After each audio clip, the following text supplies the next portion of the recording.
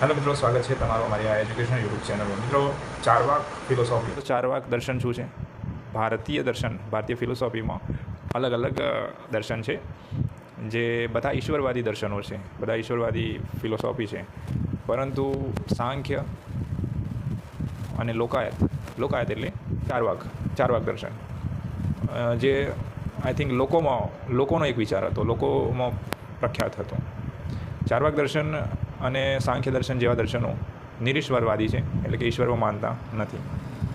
જે અત્યારે પણ જો કોઈ કહી દે તમારા સમૂહમાંથી, તમારા મિત્રોમાંથી, તમારી ફેમિલીમાંથી કે હું ઈશ્વરવાદી નથી, હું નિરીશ્વરવાદી છું, તો પણ એક મોટો ઝટકો લાગે આપણે. પરંતુ ચારવાકે 2200-2400 વર્ષ પહેલાં એના સ્ફોટક જે વિચારો હતા એ જાહેર કર્યા હતા, અને એને ઋણ પણ ચૂકવવું પડ્યું, અને એનું કિંમત ચૂકવવી પડી.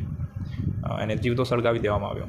એના વિશે આપણે બેઝિક વાત કરી લઈએ તો હિન્દુ પરંપરા છે, હિન્દુ પરંપરાની જે વિચારધારાઓ છે એમાં મહદઅંશે બધી જ ઈશ્વરવાદી છે. સાથે સાંખ્ય અને લોકાયત એટલે કે જે ચારવાક દર્શન છે એ નિરીશ્વરવાદી છે, બરાબર. અનાત્માવાદી વિચારધારાઓ પણ જોવા મળે છે, એટલે કે આત્મા નથી એવો પણ વિચાર એમાં જોવા મળે છે. ભારતીય દર્શનમાં વિરોધને સંપૂર્ણ અવકાશ છે, એ આ રીતે જોઈ શકાય છે. અને વિરોધ એટલે કેવો વિરોધ? કે સામે વિરોધ થશે તો તમારું અસ્તિત્વ પણ જોખમાય. ચારવાક દર્શન બેઝિકલી ભારતીય દર્શનનું એક અભિન્ન અંગ છે. સાંખ્ય દર્શન અને ચારવાક દર્શન એવા દર્શનો છે જે નિરીશ્વરવાદી છે. બાકીના જે દર્શન છે, એટલે કે બાકીની ફિલોસોફી છે ઇન્ડિયન ફિલોસોફીમાં, એ ઈશ્વરવાદી ફિલોસોફી છે. આત્મા માને છે, પરમાત્મા માને છે, પુનર્જન્મ માને છે, અને અલગ અલગ એવા માઇથોલોજીકલ કહી શકાય એવા કન્સેપ્ટને પણ માને છે. પરંતુ સાંખ્ય દર્શન અને જે ચારવાક દર્શન, જેને લોકાયત દર્શન પણ કહેવાય છે, એ નિરીશ્વરવાદી છે. એ આત્માને નથી માનતા, પુનર્જન્મને નથી માનતા, કોઈ પણ જાતના કર્મકાંડને નથી માનતા. સ્વાભાવિકપણે અત્યારના આ 21મી સદીના સમયમાં પણ આ વિચારોને જો કોઈ તમારા મિત્ર વર્તુળમાં અથવા તો કહી શકાય કે તમારી ફેમિલીમાં, તમારા પરિવારજનોમાં કોઈ માને છે આ દર્શનોમાંથી, તો અત્યારના સમયમાં પણ એ સ્ફોટક વિચારોનો સમૂહ છે એવું સ્પષ્ટપણે કહી શકાય. તો જ્યારે આની શરૂઆત થઈ હતી ત્યારે આ વિચારો કેટલા સ્ફોટક છે એ વિચારવા યોગ્ય છે. લગભગ કહી શકાય કે આનો ઇતિહાસ 2200-2400 વર્ષ જૂનો છે, અને ત્યારે એ સમયમાં આ વિચારો કેટલા સ્ફોટક હશે. મિત્રો, આજે વાત કરવાની છે ચારવાક નામની નવલકથાની. મિત્રો, આ એક બેઝિકલી મારી જોડે શબ્દસૃષ્ટિનો એક અંક આવ્યો હતો, તમે જોઈ શકો છો. જુલાઈ 2021નો અંક છે. એમાં એક પુસ્તક સમીક્ષા છપાઈ હતી જે મારા વાંચવામાં આવી છે. તો સીધું ત્યાંથી નિરૂપણ અહીંયા તમારી સાથે શેર કરવા માગીશ, તમારી સાથે વહેંચવા માગીશ. આ પુસ્તકની સમીક્ષા છપાઈ હતી, સમીક્ષા કરી છે શ્યામ તરંગી, અને પુસ્તક લખ્યું છે ચારવાક નામનું પુસ્તક છે. લખેલું છે કલ્પેશ પટેલે. પ્રથમ આવૃત્તિ 2016ની છે, એટલે કે પ્રથમ આવૃત્તિ 2016માં છપાઈ હતી. પાર્શ પબ્લિકેશન, અમદાવાદ. તો આ નવલકથા વાંચવા યોગ્ય છે. અને શા માટે વાંચવા યોગ્ય છે અને ચારવાક દર્શન શું છે એની વિશે આપણે થોડી ઘણી બેઝિક વાતો કરી લઈશું આ વિડીયો અંત સુધી જોવા વિનંતી. અને જો ગમે તો તમારા મિત્રોને શેર કરજો, અને તમે પોતે પણ લાઈક, શેર, સબસ્ક્રાઈબ, તમારા મંતવ્ય જરૂરથી મારે જોઈએ છે. હંમેશા વિડીયોના અંતે મારે કંઈક આઉટપુટ જોઈતું હોય છે, તો એ છે કમેન્ટ્સ કરો. બીજું કે ચારવાક દર્શન બેઝિકલી આપણે જે વાત કરીએ પ્રમાણે નિરીશ્વરવાદી છે, અને અનાત્મવાદી વિચારધારા સાથે સંકળાયેલી છે. એટલે અનાત્મવાદી, આત્મા પણ નથી, બરાબર. શરીર જ એક આત્મા છે, અને શરીરના નષ્ટ થવાથી આત્મા પણ નષ્ટ થઈ જાય છે. એવા ઘણા એવા સંખ્યાબંધ વિચારો જે છે ચારવાક દર્શન આવરી લે છે. એના વિશે આપણે શોર્ટ વિડીયો બનાવે છે. આઈ બટન પર ક્લિક કરીને તમે એ વિડીયો પણ જોઈ શકો છો. વાત કરીએ તો અહીંયા શ્યામ તરંગી પોતાની સમીક્ષામાં ગીતાનું એક ઉદાહરણ આપે છે, જે અહીંયા હું ટાંકવા નથી માગતો, પરંતુ વાત કરી લઈએ એની કે જે અર્જુન જે છે એને આખી ગીતા સમજાવ્યા બાદ શ્રી કૃષ્ણ એને કહે છે કે આ ગોપનીયથી એ પણ અતિ ગોપનીય જ્ઞાન મેં તને કહી દીધું. હવે તું સંપૂર્ણપણે યોગ્ય રીતે વિચારીને જેમ કરવા ઈચ્છે એમ તું કરી શકે છે, બરાબર. આ પ્રકારનું વ્યક્તિ સ્વાતંત્ર્ય કહી શકાય કે અન્ય ધર્મોમાં નહીં જોવા મળે એવું શ્યામ તરંગી કહે છે. પરંતુ આપણે અહીંયા સ્પીક ધ પોઈન્ટ ચારવાક દર્શનની વાત કરીએ તો ચારવાક એક પુરાણ પ્રસિદ્ધ પાત્ર આપણે ગણી લઈએ, બરાબર. આમ તો એક લોકોનો સમૂહ હતો, બરાબર. લોકોનો સમૂહ જેને લોકાયત કહેવામાં આવે છે, એને લોકોનો સમૂહ એવું વિચારતો હતો કે ધર્મ, અર્થ, કામ, મોક્ષ, આમાં ફક્ત અને ફક્ત અર્થ અને કામ જ ઉપયોગી છે, બરાબર. બાકી સ્વર્ગ, નરક, પાપ, પુણ્ય, આત્મા, પરમાત્મા, વેદ, ત્રિદંડ, યજ્ઞોપવિત, ભસ્મલેપ આ બધું જ નિરર્થક, બુદ્ધિવિહીન અને પૌરુષહીન લોકોના આજીવિકા માટે, કમાવા માટે ઊભા કરેલા સાધન માત્ર છે, બરાબર, એમ આ પાત્ર કહે છે. હવે વાત કરીએ તો આ એક પુરાણ પ્રસિદ્ધ છે, મિથ છે, જે ઇતિહાસ, એનો કોઈ ઇતિહાસ મળતો નથી, પરંતુ બીજા જે દર્શનો છે અથવા આપણે બીજા ધર્મોના જે ધર્મગ્રંથો છે એમાં ચારવાકની ટીકા મળે છે. એટલે કે ઉલ્લેખ તો છે, એનો પોતાનો ઇતિહાસ નષ્ટ કરી દેવાયો છે, સળગાવી દેવાયો છે, પરંતુ એની ટીકા સ્વરૂપે આપણે એની સંદર્ભ મળે છે, એનો રેફરન્સ મળે છે બીજા અન્ય ગ્રંથોમાંથી અને કહી શકાય કે વેદો પુરાણોમાંથી, અને એની ટીકા મળે છે, એ રીતે એનો ઉલ્લેખ છે, બરાબર. વાત કરીએ આગળ કે ઈશ્વરવાદી હિન્દુ દર્શનોમાં સમાયાંતર લોકાયતની નિરીશ્વરવાદી પરંપરા રહી છે. લોકાયત અને ચારવાક, એમાં એનું જ્યારે એનું જિક્ર થાય છે ત્યારે એક લાઈન અથવા તો એક દુહો હંમેશા આપણે સમક્ષ આવે છે. તમે જ્યારે પણ વાંચશો ત્યારે હંમેશા વારંવાર રિપીટ થશે કે યાવત જીવે સુખેથી જીવે, જ્યાં સુધી જીવો છો સુખેથી જીવો. ઋણં કૃત્વા ઘૃતમ પીબેત, જ્યાં સુધી જીવો છો સુખેથી જીવો. ઋણં કૃત્વા ઘૃતમ પીબેત, યાની કે કરજ કરીને પણ ઘી પીવો. જ્યાં સુધી જીવો છો સુખેથી જીવો, ઋણ કરીને એટલે કે કરજ કરીને પણ ઘી પીવો. આ એક કહી શકાય લોજિક છે, અથવા તો કહી શકાય જીવન જીવવાનો માર્ગ એમને આ રીતે દર્શાવે છે. જ્યારે જ્યારે પણ ચારવાકનું નામ આવશે, આ ઋણં કૃત્વા ઘૃતમ પીબેત નામની જે વાક્ય છે અચૂક સાંભળવા તમને મળશે ક્યાંક ને ક્યાંક. બીજું કે સ્થાપિત મૂલ્યોને પાયામાંથી હલાવી નાખનારા ચારવાક ક્રાંતિકારી વિચારક હતો એવું આપણે માની લઈએ. અતીત કે ભવિષ્યમાં એ માનતો ન હતો, આજ અને કાળની ક્ષણમાં માનતો ન હતો, ફક્ત ને ફક્ત આજની ક્ષણમાં એ માનતો હતો, એટલે કે આવનારી અને ગઈ ક્ષણમાં એ માનતો ન હતો. વર્તમાનમાં માનતો હતો, વર્તમાનમાં જીવનારને માનતો હતો, ઇહલોકને માનતો હતો. પરલોક જે કંઈ જોયું છે એ નથી અને દુઃખી થવામાં એ માનતો નહોતો. એટલે કે પરલોક જે કોઈને જોયું જ નથી તો પછી એનું વિચારીને દુઃખી કેમ થવું, અને બીજી વસ્તુઓ જે થઈ ગઈ છે એને બદલાવાની નથી તો એને વિચારીને દુઃખી કેમ થવું, એવું માનતો હતો. એનો અભિગમ જીવનવાદી હતો, હંમેશા મનુષ્યવાદી અને જીવનવાદી વિચારો રહ્યા છે ચારવાકના. અને સ્વર્ગ નરક પાર પુણ્ય આત્મા પરમાત્મા આ જેમ હું કહ્યું એક આજીવિકા માત્રના સાધનો છે, બરાબર. જો યજ્ઞમાં મારેલું પશુ સ્વર્ગમાં જતું હોય, બરાબર, તો યજમાન જે હોય એ પોતે પોતાના પિતાને મારીને એને સ્વર્ગમાં કેમ નથી મોકલતા? આવા એના વિચારો સ્ફોટક વિચારો હતા. શ્રાદ્ધમાં કરેલું દાન જો સ્વર્ગસ્થ વ્યક્તિને મળી શકતું હોય તો મકાનના ભોંયતળિયે અપાયેલું દાન મકાનની અગાશીમાં બેઠેલા વ્યક્તિને કેમ પહોંચતું નથી? તો આવું તમે આવા જે સચોટ પ્રશ્નો જે છે એ ચારવાક દર્શન કરી જાય છે. એના તર્કો હંમેશા અકાટ્ય રહ્યા છે. જ્યારે પણ એનો ઉલ્લેખ આવે છે અકાટ્ય, એના તર્કો કાપી ના શકાય એવા રહ્યા છે. ઉલટાનું એના તર્કો સામે વ્યક્તિને, સામા વિચારકને કાપી નાખે. એ પ્રત્યક્ષ પ્રમાણને જ માનતો, એટલે કે જે દેખાય છે એ જ છે, બાકી ભૌતિકવાદી છે, બરાબર. બાકી જે દેખાતું નથી એ નથી, બરાબર. અથવા તો બીજી રીતે કહી શકાય, આપણે અત્યારના સંદર્ભમાં કહી શકીએ કે અમુક લોકો કહે છે કે ગ્રેવિટી છે તો દેખાતી તો નથી પરંતુ છે તો ખરી ને. કોઈ દેશ છે અમેરિકા જ્યાં પણ દેખાતા નથી, આપણે જોયા નથી, એટલો મતલબ કે છે નથી, છે, બરાબર. તો એના સંદર્ભમાં ચારવાક એવું કહે છે કે જે સાબિત કરી શકાય છે અથવા નરી આંખે દેખી શકાય છે અને સાબિત કરી શકાય છે, એને કહી શકાય કે એ રિલેટિવ છે, બરાબર, એ જ છે. બીજું જે સાબિત કરી શકાતું નથી અથવા તો જેનું પ્રમાણ મળતું નથી, પ્રત્યક્ષ દેખી શકાતું નથી, એનું કોઈ અસ્તિત્વ નથી. તો આ રીતે છે.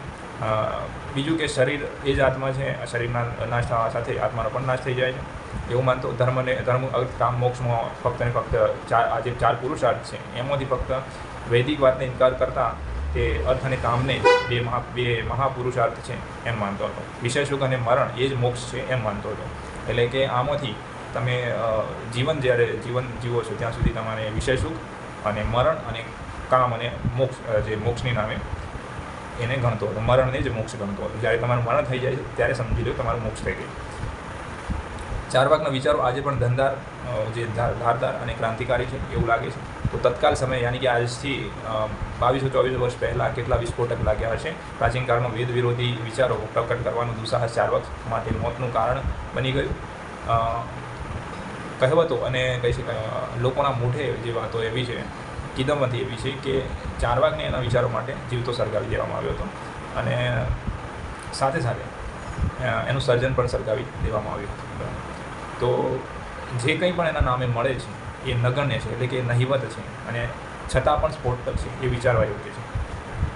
હવે અહીંયા જે નવલકથાની હું વાત કરું છું એમાં જે છે કલ્પેશ પટેલ લખે છે કે જ્યારે ચારવાક નવલકથા લખાઈ બરાબર ત્યારે એમાં શરૂઆતનું જે વાક્ય છે એટલે કે સૌ પ્રથમ જે વાક્ય એમને લખેલું છે, બૃહસ્પતિએ મદિરાલયમાં પ્રવેશ કર્યો. હવે બૃહસ્પતિ જે છે એમને ચારવાક દર્શનના પિતા માનવામાં આવે છે. હવે બૃહસ્પતિ એક રીતે હિન્દુ માઇથોલોજીમાં આપણે માનીએ તો બૃહસ્પતિ દેવોના કહી શકાય કે ગુરુ છે અને શુક્રાચાર્ય અસુરો. શુક્રાચાર્યને આપણે માની લઈએ કે શુક્રાચાર્ય મદિરાલયમાં જાય તો બરાબર છે, અસુરો મદિરાપાન કરતા, પણ દેવો જે છે દેવોના જે ગુરુ છે બૃહસ્પતિ એ મદિરાલયમાં જાય છે ત્યારે અહીંયા એક પ્રકારનો વ્યંગ કર્યો છે બરાબર, એવું આપણે સ્પષ્ટ જોઈ શકીએ છીએ.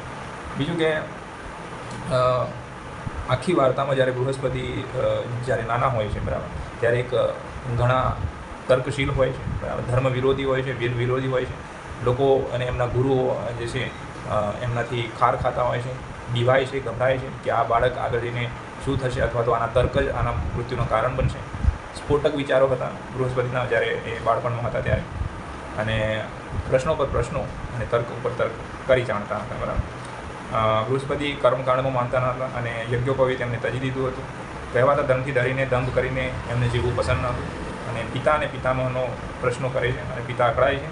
પિતા ધીરજ રાખીને એને સમજાવવા પ્રયત્ન કરે છે, પણ એના તર્કો જે છે જેના પ્રશ્નો તર્ક બહારના છે, વેદ બહારના છે. રાજસભામાં એનું માન હતું એવા શાંડિલ્યને પણ એમને જે છે તર્ક કરીને હંફાવે છે અને શાંડિલ્યનો ક્રોધ વશમાં રહી શકતો નથી. એ ગુસ્સાથી કહે છે કે મૂર્ખ બાળક, આવા કુતર્કો બ્રાહ્મણ સૂતને એટલે બ્રાહ્મણના છોકરાને શોભતા નથી. ધર્મ શ્રદ્ધાનો વિષય છે, એમાં આપણી શુદ્ર બુદ્ધિનો ઉપયોગ વૃથા છે.